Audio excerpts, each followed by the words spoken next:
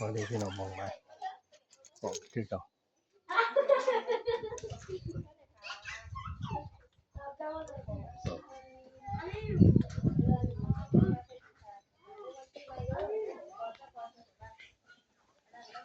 ลมเหนียวอะลมแห้งเลยพายุจะเข้าเลย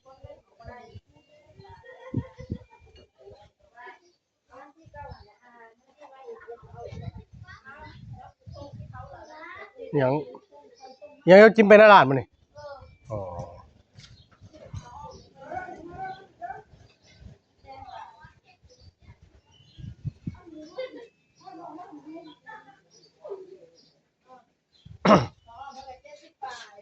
กูดีมีคำถามสิมาถามมันเป็นคำถามไม่หรอกกูดีจะมาถามตอนหัวเสืออันนี้สิถามมาเขาบอกว่าถ้าให้เลือกไล่สิเลือกไงมีลูกผู้หนึ่งนะกะพ่อกับแม่สมมุติว่าเขาให้ซอยผู้หนึ่งเขาให้ซอยผู้หนึ่งอะนะถ้าบ่ซอยผู้หนึ่งสิตายไปซะแต่บางผัวเจ้าลูกก็บ่ทิ่มข่อยบ่ลูกแล้วก็ผัวกับเจ้าช่วงว่าให้เจ้าซอยผู้หนึ่งจะสิซอยไผลูกผัวลูกกับผัวข่อยจะเอาลูกแล้วไปเอาลูกไปเหตุผลพอยังคือเว้าลูกเอาลูกแล้วลูกนั้น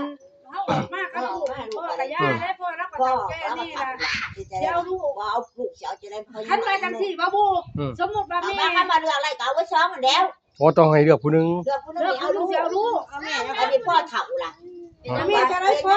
เรื่องครอบครัวให้เว้าว่าผู้ชายหันเรื่องว่าป้าเนี่ยเป็นคนอื่นลูกนี่เอาลูกแล้วบ่บู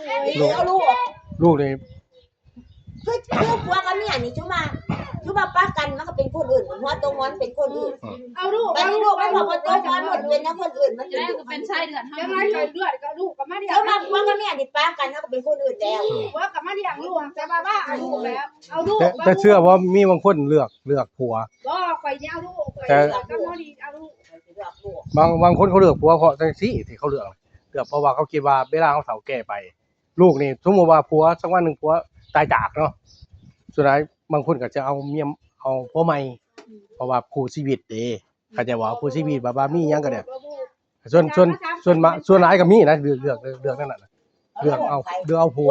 เพราะลูกนี่เอาไม่ได้ว่าซั่นซะเขาคิดแบบนี้ผัวก็มากก็ย่าหักเอาลูกว่าสิว่าลูกบ่ถ้ามันคนหัวตรงมันเป็นคนอื่นเรื่องผัวแต่มันก็ผู้ดีมันก็บ่ซื้อมือไปบ่บางคนเขาฮักดีเขาก็บ่เฮ็ดแนวนั้นเนาะจะกินก็กินเนาะฮะบางคนก็บ่มีแนวนั้นบางคนก็ใช้เฟซบุ๊กใช้ลูกแต่ว่าเจ้านายฉันมาจากพีทกว่าเนี่ยอย่ามาแข่งกันนอนน้ำกันกูก็ยากกว่าจะเอาลูกอ๋อเลือกลูกเนาะแต่บ่แม่นบางคนสิเลือกคนสิเลือกผัวสิว่าเขาผิดก็บ่แม่นเนาะอันว่าของมันจำเป็นนี่คันเอาผู้นึงบ่นั้นบ่ได้มีแต่ไผอยู่แก่เอาผู้นึงบ่เอาลูก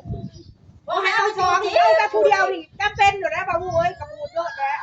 เอาลูกเนาะผัวนี่บ่แล้วบ่คิดว่าแต่เกิดคำถามนี่แต่ก็ผัวนี่ยินผัวสิบ่เสียใจผัวจักได้มาน่ะจังซั่นฮะแต่ว่าเสียใจโอ้เนี่ยสิว่ามันรักลูกหลายกว่ากูว่าเสียก็เสียแน่เสียจังได๋ของเขาให้เอาผู้นึงก็ให้เอาผู้นึงนะอันก็สอนเอาวัดตัวก็ดูเพื่อไว้ว่าคำถามนี่ตั้งบางคนให้นะให้บ่พี่ให้เพราะว่าคันว่าเป็นแนวกินนี่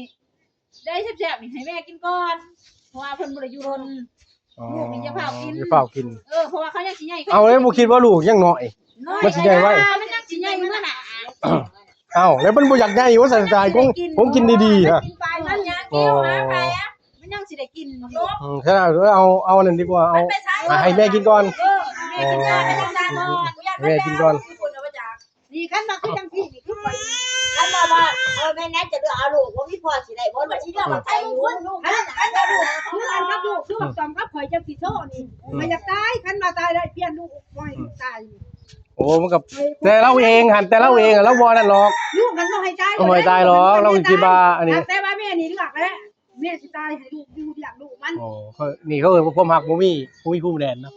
ความฮักน่ะแล้วลูกคันบ่เสียใจแล้วหั่นลูกคันเด็ดขาดแล้วบ่ให้แม่ตายคือธรรมดาเด้อแล้วใครสิบ่ฮักก็เด็ดขาดโดดหากแต่แม่สิตัดสินใจตายสิเขาบอกแต่คู่มื้อนี้ตายให้แม่เอาลูกโตมามีแต่ว่าถามหาแม่ก่อนบ่ฮักก็ตามที่แม่ไปใส่เอาแล้วบ่ข่อยก็ยังคิดคือกันนี่ดีนะบ่ดีข่อยอยากถาม เนี่ยแม่จริงๆแล้วยังคิดอยู่ว่าคือบ่เขาบ่ฮักพ่อบ่ก็ยังคิดอยู่ กันโทรมาพ่อฮักนี่แม่ไปใส่ผู้ใดคือกั ไอ้ น มีแม่บอกแล้วมีแม่นี่ เฮ้ยพ่อบ่แม่นพ่อว่าซั่นน่ะ แม่ลูก ใครว่า ก็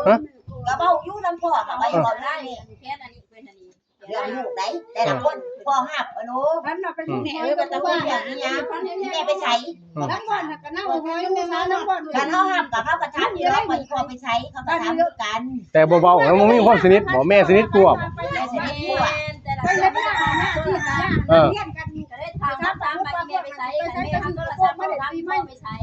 แต่บ่ค่อยส่วนนายหันสิบ่ค่อยเว้ากับพ่อ พ่อกับว่าเขาไม่อยากเว้าเรื่องกันกัน อ๋ออาจสิเป็นพ่อครึ่งหรือว่าจังได๋ฮะ แม่สิร้ายกว่าเอาแล้วเป็นยังไงกูถามแน่ว่าไอ้ตรงขามเนี่ยส่วนใหญ่ผู้หญิงใช่มั้ยผู้ชายร้ายกว่าผู้ชายฮักผู้หญิงร้ายกว่าสังเกตเลยถ้าลูกคอยเป็นพ่อนี่ส่วนใหญ่สิฮักถ้ามีลูกผู้หญิงใช่มั้ยผู้หญิงร้ายกว่าถ้า จะเป็นประเภทออนแอร์กลัว อ๋อมันได้ตรงขามเนาะอ๋อ คือกันได้นี่ก็ลูกเป็นเก่าอย่างนี้หักลูกนี่ชิ้นการหักนั้นมันยังจะไปหักหนอนมันยังจะบ่หักลูกตัวเองไอ้ฮะ เอาเพ้อๆร้านน่ะเลี้ยงร้านลำบากกว่าลูกตัวเองอีก เรียงร้านลำบากลูกบ่ลูกตัวเอง นี่ เยอะแล้วหมากก็ได้จะมองให้ตัวขาดได้ นี่อย่างอุบุญนี่ยังบอกว่าเฮ็ดที่ลูกเขาเฮ็ดบ่ได้เด้รักษาได้บ่รักษาเขาบ่กุม ยังเขานี่กระดูกเต้ไผ่ตัว เอาโทรศัพท์ตัวนั้นมาว่ามีค่ะเอาตีนก็มาเป็นใครอันนี้ยูไซเลยนี่ขึ้นมาโม่ว่ะเอาตีนก็ไม่จะได้ไม่จะ ผู้ชายเลี้ยงลูกบ่ใหญ่ บ่ใหญ่จัง เลี้ยงลูกใหญ่ ไม่จะได้มันใหญ่เนี่ย เดี๋ยวน่ะผมว่าบ่เห็นพ่อแม่หรอกกับผู้ชายมันบ่เป็นครอบครัวมันแตก เบิ่งโทรศัพท์เบิ่ง ครอบครัวถ้าในนี้มันบ่แตกมันมีคนชอบอยู่ในเงินในชาติ นะบางคนก็มีผัวใหม่คือกันนะวะอู้ดีโอ้ยผู้ชายก็คือกันโอ้ยเนาะบ่อยู่ที่คนเขาว่ามันอยู่ที่คนเนาะอยู่ที่คนเด้ ไปหนากับมา ไปหน้าก็มาแล้วไปนำแนวไปหน้ากันนี่บ่ว่า ถ้าได้เพิ่นลงงานไปดับเพิ่นเลี้ยงลูกบ่ใหญ่ด้วย น่ะ เลี้ยงลูกบ่ใหญ่ บ้ามันเกี่ยวกันวะอู้ดี เกี่ยวได้ ก็ข่อยจะมาเรียกไงเรียกมาดานเห็นบ่นี่ยังอุหลานี่เห็นบ่ มันก็เป็นเมื่อบ่ เห็นบ่เอาแถมเอาไปแล้วนี่ยังเอาร้านไปให้เราเรียกอีกดูนี่ ก็สิโทษแต่ผู้ชายตัวนี้ก็บ่เข้าข้างผู้หญิงมันยังปาลูกไป จังซั่นบ่ถึง คนมันเสมอกัน มันอยู่ที่คนเขาว่านี่ว่าแน่นอนอยู่ที่คน พ่อแม่มาโทษว่ามันตายโทษน้อยหันมาให้แม่อ้วนอันนั้นพ่อมันตายน้องของอีแม่แม่มันบ่เลี้ยงบัดนี้แม่มันบ่เลี้ยงนี่เดือนปลายนี่มันก็ไปนี่กรณีของผู้ชายผู้หญิงจะมันเสมอกันนะบัดนี้มากับอีพ่อแล้วก็เลี้ยงข้างๆไผตัวเลี้ยงได้5-6เดือนเพิ่นว่าซื้อผ้าบักไม้สิไปเอาออกเอาบีเถาะง่ายอยากมาเกิดได้ซะเฮ็ดแม่จนสิตายก็จำเป็นเอาไว้จำเป็นบักไม้เท่าคู่มือนี่ความแพงคู่มือนี่ โอเคแต่ก่อนพี่ก็ได้ ก่อนครับแต่ก่อนเกี่ยวเป็นอีหยังที่เราขยี้อ่ะ โอ้ไม้นั่นวะที่มาไม้บักโทษนี่วะอ๋อ ไม้ตะก้อนขี่ไม้ตะกร้า ผู้ใดไปก่อนครับผู้ใดกดขี่ปะ ลูกเพิ่นเองมันก้อนขี่ลูกเลี้ยงมันก้อนครับลูกเองมันก้อนขี่ ว่าซั่นบ่อ๋อ ว่าหมายถึงอุหลาบ่หรือไผเด้อหมายโอ้ยแม่เพิ่นก็อันนั้นแหละแม่ก็บ่ได้ยอมคือกันลูกเจ้าหันงาม นั่งสมาหน้าอยู่ คนไหน ว่าบ่ชอบว่า เรียกอีฉัง จักเด้จักกะจ้าเราจักกะจ้าเราผู้สิออก ผู้ ผู้ ให ให ญ่ ญ่ บุญ นี่ ผู้เจ้าบุญนี่ก็พ่อผู้นั้น เอาแว่นไปอีกไปอยู่โปะอีกแว่นเอาแว่น แล้วไปเรียนคนไทยอีกไปด้วย แล้วผมไปนี่บ่ให้ใส่ ผู้เก่งคือวันนั้นสิถามมายังนะถ้าเกิดว่าไปพ่อยังนะพ่อผัวฮะพ่อผัวเฮ็ดอีหยังกับผู้หญิงบางคนยังคิดบ่คือกันผู้หญิงเนาะยังว่าอูนวลว่านั่นบ่จับพ่อดิค่อยเอาตายโดดบางคนยังบอกบ่เป็นหยังหรอกบ่ว่าคนแต่ละคนบ่คิดบ่คือกันเนาะแม่นบ่น่ะบ่คือกันโอ้ยบางคนนี่ ไปขอให้จูทิมแกถ้าบ่มีกับไผมาอยู่พี่ กูคิดผิดเด้ไปถิ่มเด้อ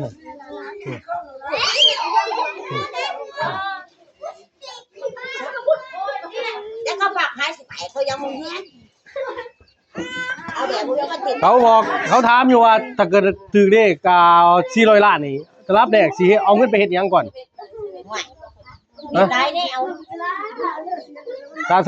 ถ้าข่อยนี่ คันมาถือ บ่ถ้าข่อยนี่ถ้าได้อีเลียนข่อยสิใส่กระเป๋าก่อนนับอย่ามันบ่ครบ จะได้มากก็เฮ็ดได้แล้วแล้วเพราะถ้าจะมาถือ แท้งอยู่บ่ได้6ตัว เซเว่นเอาขนมไปให้ โอ้ เขานะ บ่ธรรมดาเลย แกง แท้ เขาว่าชีวิตเพิ่นว่า อะไรอยู่แม่เนาะ เป็นหยัง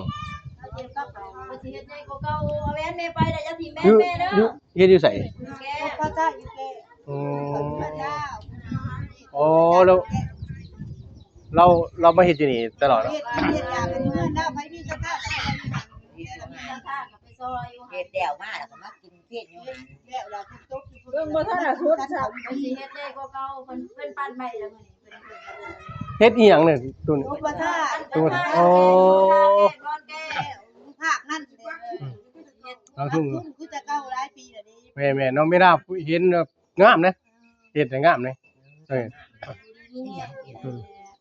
โอ้ได้แม่นะมันเอา เอา ให้ เนี่ย เอา เอาเนี่ย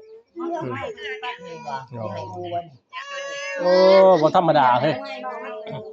นี่เขามืออู ใช้เป็นแปลวของมาเอาไปยื่นให้เก็บเสียเขา โอ้ นะ เจ้าบักเตี้ยบ่ได้ไปนำหมู่บักเตี้ยนะเอาบักเตี้ยนี่ไปนำแน่นี่ บ่ได้ออกได้เลยเขามา ตั้งตัวแม่แม่ไปดิ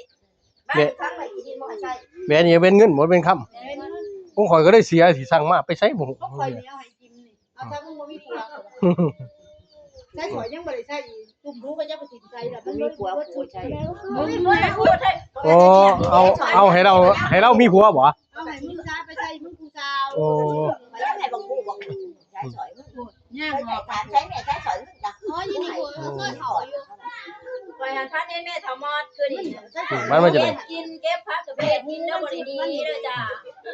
เฮ็ดกินเนื้อ บ่เฮ็ดจะได้บางมื้อก็ยังเห็นอยู่ ไปว่า ทางวัดที่ยังเห็นอยู่ เจ้ามันอันนี้ก็ว่าพ่อว่าก็เห็นอยู่ว่าประตูพ่อบ่เคยได้เห็นลูกเก็บเอาเก็บเอาไปหันจนโกรธเอาเพิ่นมาสิว่าโกรธ เห็นแล้วก็บางเทื่อแล้วก็เห็นบางเทื่อหัวก็ยังเห็นก็ยังเห็น เขาไม่ได้ โอ้ก็ยาเห็นเมีย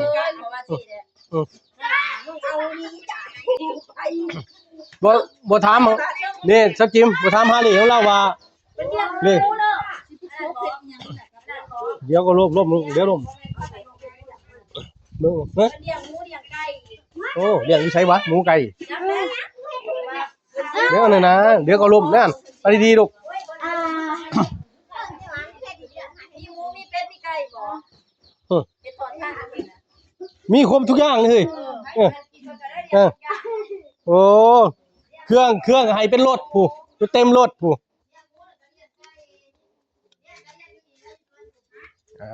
อะไรกันรู้ไหนก็เส้นเด้อขมูมันน่ะพี่น้องปองไปกินนี่ก็พอซ้ำนี่ได้พี่น้องก็ได้ก็เสริมเข้ามาสบายดี